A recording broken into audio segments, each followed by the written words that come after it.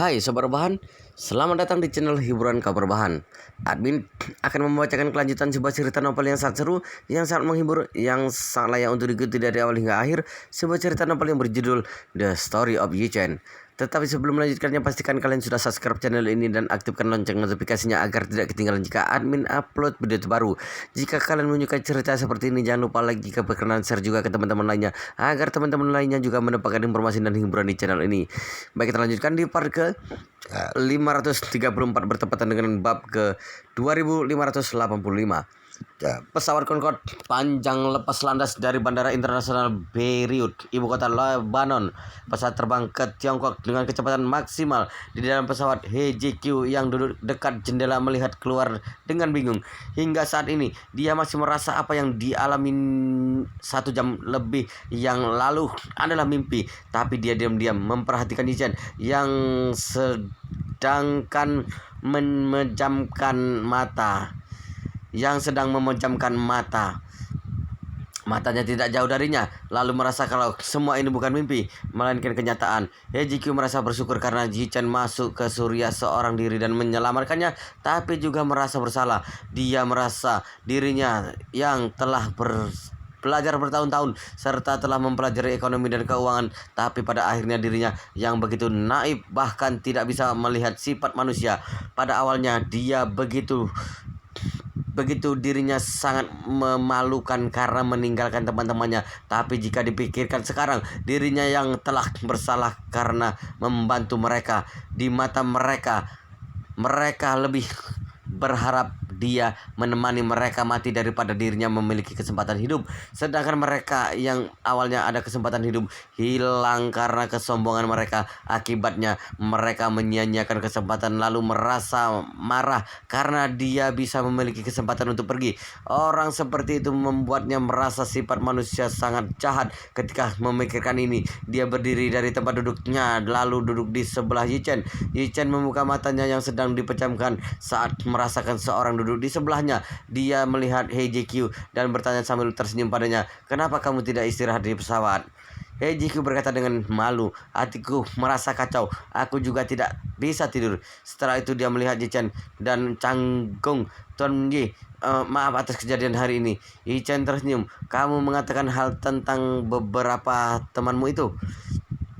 Ya, He Ji-kyu mengangguk pelan dan berkata dengan sedih, "Aku sungguh tidak menyangka kalau mereka ternyata orang seperti itu. Anda benar kalau aku masih tidak cukup paham dengan sifat manusia. Mungkin karena kurang pengalaman sosial." Yi Chen berkata sambil tersenyum, "Semakin kurang pengalaman sosial, semakin membuktikan kalau kamu dilindungi dengan baik sejak masih kecil. Banyak anak kecil yang sudah memiliki banyak pengalaman sosial. Ini membuktikan bahwa perlindungan yang diberikan keluarga mereka tidak cukup." Setelah itu, Yi Chen berkata lagi, "Selain itu, masalah yang kalian alami ini cukup istimewa. Orang biasa tidak mungkin akan diculik oleh angkatan bersenjata negara lain. Ada 6 hingga 7 miliar orang di seluruh dunia. Diperkirakan mungkin kurang dari 6 atau 7 ribu orang yang memiliki pengalaman seperti ini. Jika dihitung, hanya 1 orang dari rata-rata 1 juta yang memiliki pengalaman seperti ini. Aku harus mengucapkan selamat kepadamu. Setelah malam ini, kamu memiliki pengalaman yang tidak dimiliki 99,99 orang." He Ji-kyu merasa lebih malu lagi sehingga wajahnya memerah. "Anda jangan bercanda denganku lagi. Aku tahu kalau tindakanku ini sangat bodoh." Yi Chen setuju dengannya dan berkata, "Jika memintaku memberikan penilaian secara jujur, tindakan kalian memang sangat bodoh. Sikap keadilan itu tidak salah, tapi kalian berada di posisi yang salah. Jika kalian benar-benar ingin dunia ini mengurangi perang, kalian tidak boleh menyebarkan anti perang di Surya, tapi kalian seharusnya mengatakan di Gedung Putih Washington, karena nenek moyang mereka setidaknya harus bertanggung jawab atas 50% perang saat ini." He Ji-kyu mengangguk pelan lalu buru-buru berkata, "Tuan Yi, sebenarnya aku ingin mengatakan kalau aku bukan orang pisang." Yi Chen bertanya dengan penasaran, "Orang pisang?" He Ji-kyu buru-buru berkata, "Orang pisang maksudnya orang Tiongkok yang lahir dan besar di Amerika, punya gen orang timur tapi memiliki pemikiran orang barat." Yi Chen bertanya penuh minat, "Apakah kamu tidak memiliki pemikiran orang barat?" HJQ menggelengkan kepalanya dan berkata, meskipun aku lahir dan besar di Amerika dan menjadi warga negara Amerika, tapi orang tuaku sejak kecil mengajariku kalau negaraku adalah Tiongkok. Mereka memintaku mengingat kalau aku harus mempunyai pandangan orang Tiongkok, tidak peduli dimanapun aku berada. Yichen mengangguk pelan dan bertanya lagi, tapi aku mendengar ayahmu mengatakan kalau kamu sepertinya tidak terlalu bersedia pulang ke Tiongkok. HJQ menjelaskan, masalah utamanya adalah adanya masalah komunikasi di antara kami. Sebenarnya masalah ini selalu ada di antara kami. Sewaktu aku masih kecil, dia sibuk mencari uang dan terus terbang ke seluruh dunia, serta jarang memperhatikanku, juga membuatku kurang kasih sayang seorang ayah. Jadi hubungan kami berdua sangat kaku. Hubungan kami semakin tegang setelah ibuku meninggal. Aku tidak bersedia pulang ke Tiongkok ini hanya salah satu alasan untuk menolaknya saja. Setelah itu HJQ menghela nafas lagi dan berkata, sebenarnya aku sendiri juga pernah berpikir, meskipun sekarang aku tidak memperbaiki hubungan dengannya, tapi sewaktu usianya semakin tua, aku harus mencari sebuah alasan untuk pulang merawatnya. Hanya saja sebelumnya aku terus merasa kalau dia baru berumur 50 tahun lebih, sehingga masih belum waktunya untuk berbaikan. Yichen mengangguk mengerti dan berkata, jika kamu merasa kalian berdua benar-benar sulit untuk berbaikan, sebenarnya tidak perlu untuk pergi ke Jinling sekarang juga. Harapan terbesar ayahmu adalah kamu bisa selamat. Jika kamu masih menginginkan waktu, aku yakin dia bisa mengerti. HJQ berkata, tapi aku sudah berjanji kepada Anda. Setelah itu dia sepertinya menyadari sesuatu sehingga berkata dengan malu, tapi mungkin Anda merasa aku akan sulit bertanggung jawab dengan jabatan yang kamu berikan, karena aku membuat kesalahan besar dalam melihat situasi. Ini membuktikan bahwa kemampuan tolak ukurku tidak cukup. Yichen melambaikan tangannya. Ini tidak sama. Seorang yang salah menilai teman tidak berarti dia juga akan melakukan kesalahan dalam melakukan hal lain. Aku percaya kalau orang jenius bukan orang yang kaku, orang yang seimbang dalam segala hal bukan orang jenius, tapi seorang pesuruh. Hanya orang berbakat dalam aspek tertentu yang bisa disebut orang jenius. Sebenarnya orang berbakat adalah orang yang sangat kuat dalam aspek tertentu. Setelah itu Yichen berkata dengan serius, mungkin kamu banyak menonton film inspirasi Hollywood. Ada orang yang tampak bodoh tapi malah sangat berbakat dalam matematika. Ada orang yang kelihatannya tidak ada apa-apa tapi bisa sangat luar biasa hebat dalam basket. Ada orang yang bahkan tidak bisa berbicara tapi mereka adalah fisikawan, astronom ternama. Bahkan orang jenius seperti Einstein tidak bisa melakukan semua hal. Jadi bagiku, semua kamu bisa lakukan pekerjaanmu dengan baik. Kekurangan lainnya tidak masalah bagiku. HJQ mengangguk dengan pelan dan berkata dengan serius, Tuan Ye, selama Anda bersedia memberikan kesempatan padaku, aku pasti akan berusaha melakukan yang terbaik untukmu. Yichen berkata sambil tersenyum, bagus sekali. Selain itu, aku rasa kepergianmu ke Jinling kali ini juga bisa kamu pakai untuk memperbaiki hubunganmu dengan Paman He. Dia benar-benar mengkhawatirkanmu. Jika bukan karena dirinya, aku juga tidak mungkin datang menyelamatkanmu di Suriah. Saat Yichen, HJQ dan orang lainnya terbang kembali ke Jinling, Hamid juga terbang kembali ke lembah Surya Utara. Saat ini bawahannya sedang berkomentar karena mereka tidak tahu kenapa Hamid tiba-tiba melepaskan salah satu sandera. Selain wanita itu, juga ada seorang pria yang belum pernah dilihat semua orang sebelumnya, yang tidak tahu keluar dari mana dan pergi bersama Hamid. Bagaimanapun juga di sini adalah camp militer yang dijaga ketat, tapi seorang yang tidak diketahui muncul secara misterius. Hal yang tidak masuk akal ini baru pertama kali terjadi di sini. Jadi setelah Hamid pergi, semua orang sangat ingin mengetahui apa yang terjadi sebenarnya. Wakil Hamid pergi ke ruang bawah tanah secara pribadi karena ingin mencari seorang untuk menanyakan apa yang terjadi. Tapi Faisal dan orang lainnya yang setia kepada Yichen mempertahankan ruang bawah tanah yang hanya memiliki satu pintu masuk yang sempit serta pintu besi yang sulit diserang.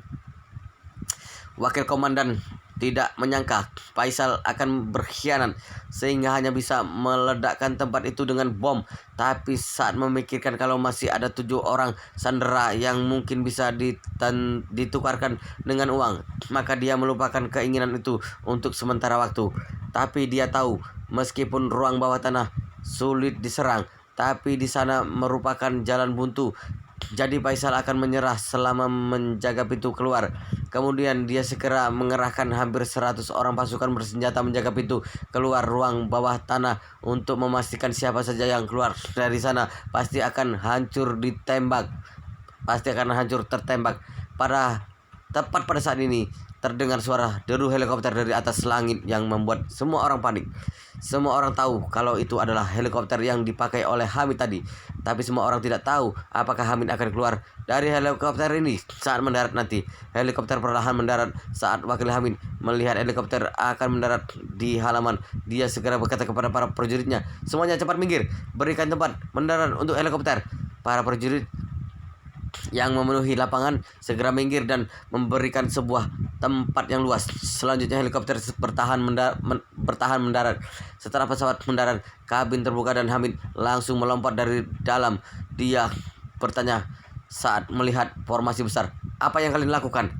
Wakilnya buru-buru ke depan dan berkata, "Komandan, Anda pergi ke mana? Siapa kedua orang tadi?" Amin berkata dengan datar, "Mereka adalah temanku. Kalian tidak perlu bertanya lebih banyak." Wakilnya tidak berani bertanya lagi dan segera berkata, "Komandan Faisal, Komandan Faisal dan beberapa orang lainnya memberontak. Mereka bersiap melawan di ruang bawah tanah. Selama Anda memberikan perintah, aku akan meledakkan pintu besi lalu masuk menangkap mereka." "Tidak perlu." Hamid segera berkata, "Aku yang menyuruh Faisal menjaga di bawah. Kalian jangan sembarangan menembak." Setelah itu, dia segera berjalan ke arah pintu masuk ruangan bawah tanah. Saat ini, wakil komandan segera menyadari sesuatu dan berkata dengan kaget, "Komandan, ada apa dengan kaki Anda?" Hamid tersenyum dan bertanya, "Apa kamu ingin bertanya kenapa kakiku tidak pincang lagi?" Wakilnya mengangguk pelan. Para prajurit di sekitar juga terlihat kaget. Mereka juga menyadari kalau kaki kiri Hamid sama seperti orang normal lainnya. Semua orang sangat penasaran tentang apa yang terjadi dengan Hamid. Hamid berkata sambil tersenyum, "Dewa penyelamatku memberiku satu butir pil dewa dan menyembuhkanku. Mulai saat ini aku bukan orang pincang lagi." Para prajurit di sekitar tercengang. Satu pil dewa menyembuhkan kaki pincang yang sudah tidak bisa diobati. Bukankah ini tidak masuk akal? Meskipun sekolah semua orang tidak tinggi, tapi mereka berperang setiap hari sehingga tetap memiliki pengetahuan dasar. Kondisi seperti Hamid, jangankan di Suriah yang kekurangan dokter dan obat-obatan, bahkan tidak bisa disembuhkan meskipun pergi ke negara maju. Tapi kenyataannya ada di depan mata. Komandan yang tadinya pincang berjalan dengan tegap sekarang. Hamid tentu saja tahu dengan reaksi semua orang. Meskipun sangat bersemangat dan ingin berteriak, tapi dia menahan dirinya demi citra dirinya dan supaya dia bisa mengontrol pasukannya dengan baik. Dia pura-pura tenang dan berjalan ke ruang bawah tanah. Begitu masuk ke ruang bawah tanah, dia langsung berkata, "Faisal, aku sudah membawa Tuan Ji dan Nona Hei keluar. Tuan Ji telah memberitahukan masalahnya padaku. Jadi kamu tenang saja. Aku jamin dengan nyawaku kalau aku tidak akan menyulitkanmu selama kamu membuka pintunya. Aku juga akan mengembalikan pasukan lapis baja padamu dan orang lainnya juga sama." Faisal tanpa sadar berkata, "Mati hidupku tidak masalah. Aku harus memastikan dulu kalau Tuan Yi telah pergi dengan selamat. Jika tidak, aku pasti akan melawan kalian sampai akhir." Hamid merasa kaget dan berkata dalam hati, metode hipnotis adik Yi benar-benar luar biasa. Faisal bahkan tidak peduli dengan mati hidupnya dan hanya setia padanya. Jika aku punya kemampuan seperti ini, juga tidak masalah bagiku untuk menyatukan seluruh pasukan oposisi. Setelah menghela napas, Hamid berkata, "Faisal, apakah kamu curiga aku akan melakukan sesuatu kepada adik Yichen? Kamu juga tidak berpikir apakah aku bisa melawannya? Selain itu, kenapa aku harus melawannya? Apakah kamu tahu kalau adik Yichen adalah dewa penyelamatku? Dia yang menyelamatkan, dia yang menyembuhkan kakiku. Faisal bertanya, kamu mengatakan Tuan Yi menyembuhkan kakimu? Hamid langsung berkata, apakah aku harus membohongimu? Jika tidak percaya kamu buka dan lihatlah, hanya ada aku sendiri di koridor ini.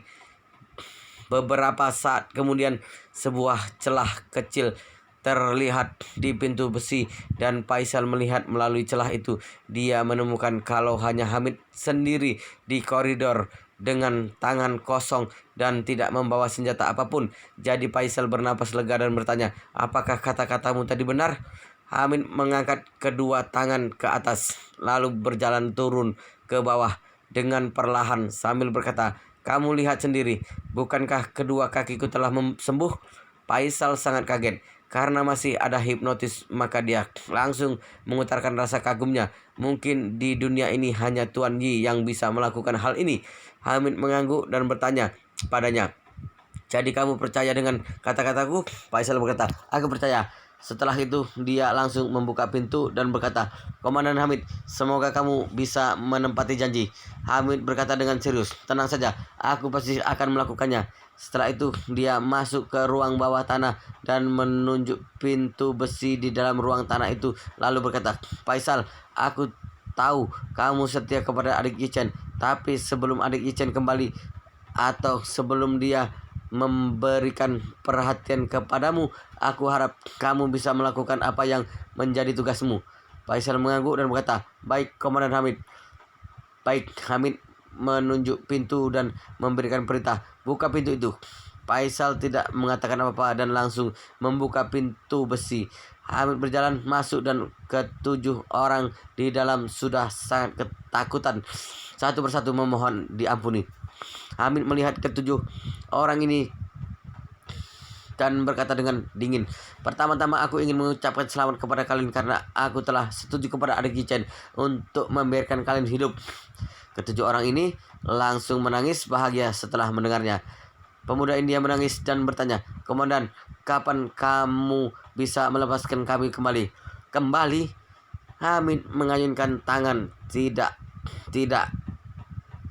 Kelak kalian bertujuh adalah budak di sini. Kalian akan bekerja di sini selama hidup kalian. Mati juga hanya bisa dikuburkan di sini dan tidak punya kesempatan untuk pergi.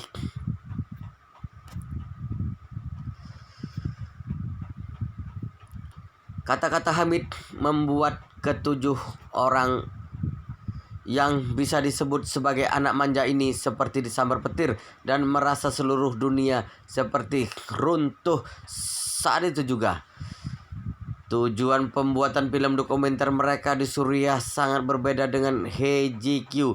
Mereka sebenarnya bukan benar-benar peduli dengan dunia dan orang yang menderita dalam perang. Mereka hanya ingin membuat dunia mereka sendiri mempunyai resume yang lebih hebat supaya memiliki lebih banyak modal pertumbuhan dalam masyarakat kelas atas di negara barat mereka. Kemudian ketika mereka mendapat pekerjaan paruh waktu di masyarakat kelas atas, semua orang akan bersulang dengan mereka saat menghadiri resepsi kelas atas. Mereka akan mengobrol sambil tertawa kalau mereka pernah membuat film dokumenter anti perang di medan perang Suriah dan pasti akan mendapatkan banyak pujian. Pada saat itu, tidak hanya atasan akan mempunyai kesan yang lebih baik, tapi para pejabat tinggi yang akan mengagumi mereka. Tapi mimpi pun mereka tidak menyangka kalau mereka datang ke Suriah supaya bisa menambah kualifikasi resume, malah membuat hidup mereka ikut berkorban.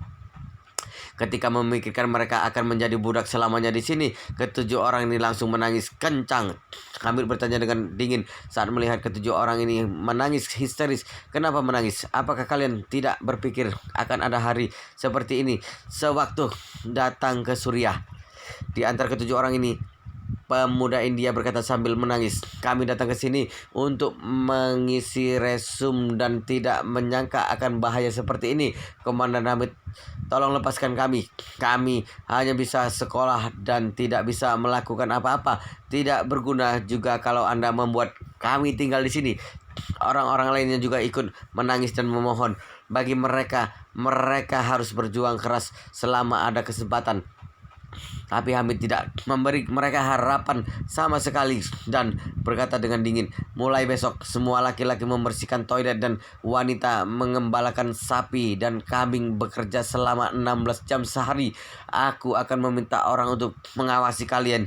Jika ada yang berani bermalas-malasan atau ada yang berani melarikan diri, aku akan mematahkan kedua kakinya dan akan membersihkan toilet dengan merangkak." Kehidupan di desa Hamid ini sangat sulit. Ada pasokan listrik dulu, tapi pasokan listrik diputus sejak kejadiannya perang internal. Di sini tidak ada listrik, tidak ada sinyal, tidak ada air pump, dan tidak ada saluran pembuangan. Jadi seluruh penduduk desa dan prajurit Hamid buang air di toilet yang lubang penyimpanannya di bawah. Kotoran yang dibuang hampir 2000 prajurit, sangat banyak setiap harinya.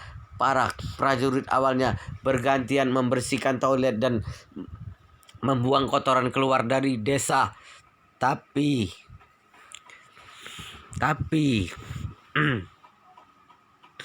tapi semua orang akan mengeluh saat melakukan hal ini.